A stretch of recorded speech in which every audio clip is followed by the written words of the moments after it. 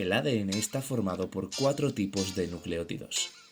Un nucleótido es una molécula química formada por una desoxirribosa, un grupo fosfato y una base nitrogenada. Existen 4 posibles nucleótidos en el ADN. La desoxirribosa y el grupo fosfato se mantienen constantes en todos ellos, solamente varía la base nitrogenada. Timina, adenina, citosina y guanina.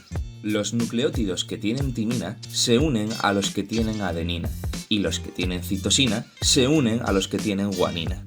En un nucleótido es muy importante identificar los 5 carbonos que tiene la desoxirribosa. Existe el carbono 1', el 2', el 3', el 4' y el 5'. Varios nucleótidos pueden unirse para formar una cadena.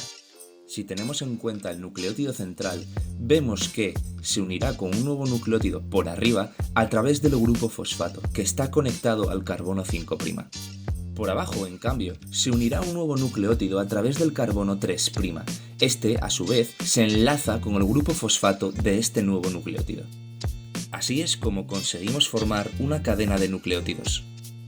Para lo que explicaremos a continuación, es muy importante entender cuál es el sentido de esta cadena. Y aquí viene la clave del asunto.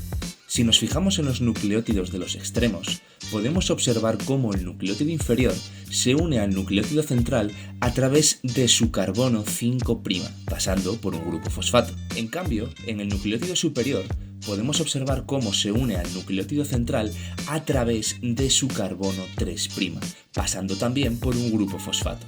Si un nuevo nucleótido quisiese unirse a esta cadena por arriba, debería hacerlo a través del carbono 5' del nucleótido final. En cambio, si un nucleótido quisiese unirse a esta cadena por debajo, debería hacerlo a través del carbono 3' del nucleótido inferior.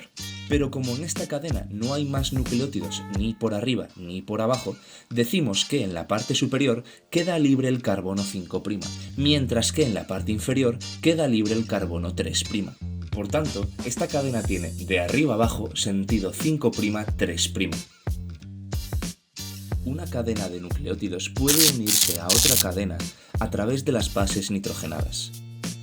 Como hemos comentado, los nucleótidos con adenina siempre se unen a través de esta a los nucleótidos con timina, mientras que los nucleótidos con citosina siempre se unen por esta base a los nucleótidos que tienen guanina. En este caso, vemos una cadena de nucleótidos con timina uniéndose a una cadena de nucleótidos con adenina.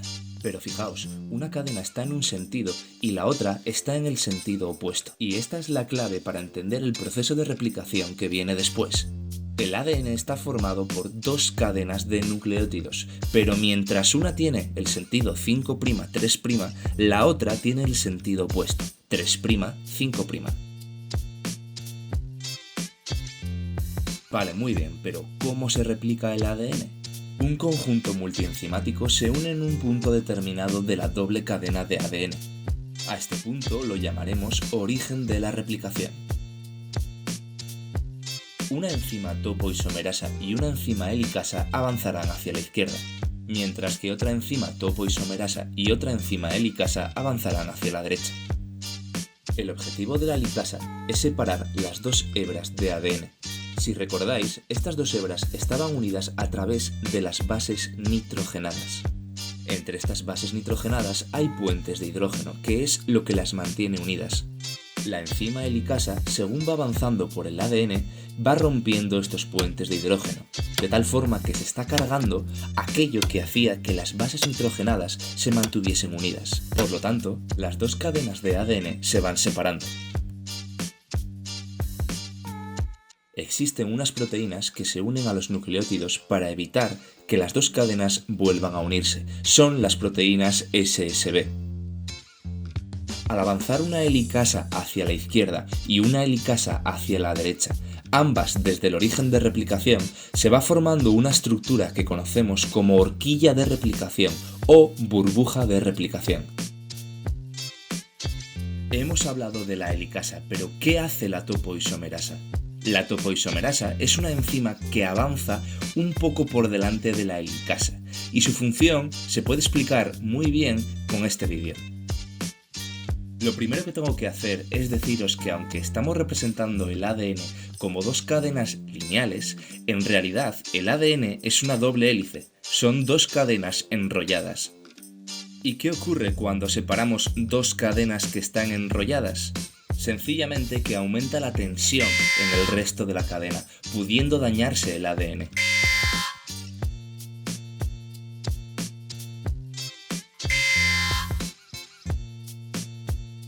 Así que lo que hace la topoisomerasa es ir desenrollando esa hélice a medida que las dos cadenas de ADN se van separando. Continuamos con el proceso de replicación. La siguiente enzima que actúa es la primasa. Dos primasas sintetizarán desde el origen de replicación y en sentido 5', 3', dos fragmentos de ARN. Estos fragmentos de ARN se llaman primers y sirven para que a partir de ellos, otra enzima, la ADN polimerasa, pueda empezar a juntar nucleótidos de ADN y fabricar dos cadenas complementarias a las dos cadenas originales. Las ADN polimerasas, y esto es importante, siempre sintetizan ADN nuevo en sentido 5', 3'. Además, para poder funcionar necesitan tener un primer a partir del cual empezar a trabajar.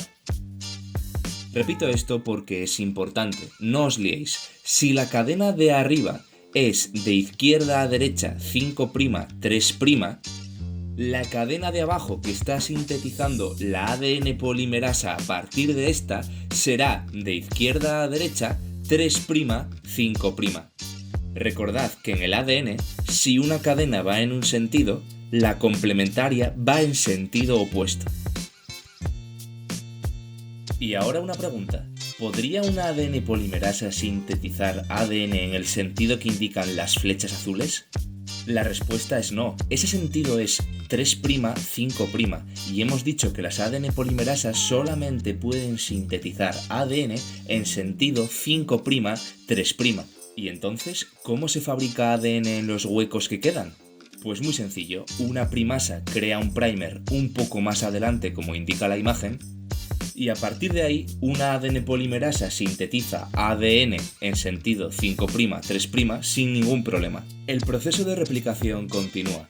Tanto la helicasa como la topoisomerasa de ambos lados continúan avanzando, una hacia la izquierda y otra hacia la derecha. La burbuja de replicación se amplía y las ADN polimerasas que se indican en el vídeo continúan sintetizando ADN en sentido 5', 3'. Al igual que antes, para rellenar los huecos que quedan libres, una primasa sintetiza un primer un poco más adelante para que una ADN polimerasa pueda sintetizar ADN en sentido 5', 3' sin ningún problema. Ya te habrás dado cuenta de que en esta burbuja hay dos fragmentos de ADN que se han sintetizado de forma continua. Esto es posible porque al estar en sentido 5', 3', la ADN polimerasa puede sintetizarlos de golpe sin problemas. Por lo contrario, te habrás dado cuenta de que hay otros lugares que han ido sintetizándose por fragmentos. Estos fragmentos se llaman fragmentos de Okazaki. El proceso de replicación continúa. La topoisomerasa y la helicasa separan completamente las dos cadenas originales del ADN.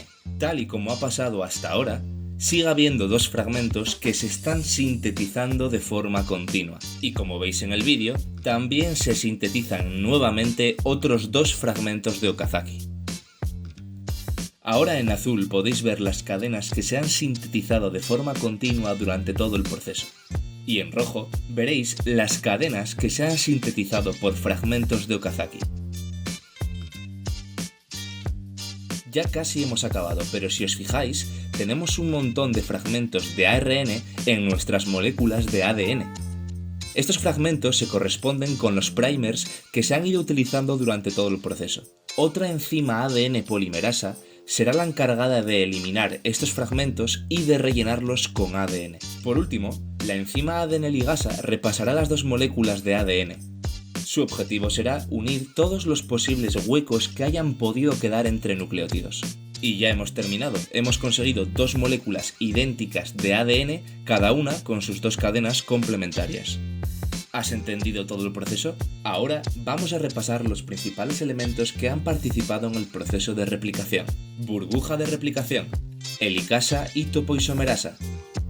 proteínas SSB, primasa, ADN polimerasas, primers y por último ADN ligasa. Si eres capaz de reconocer todos estos elementos y de saber cómo actúan, sin duda eres un experto en replicación de ADN.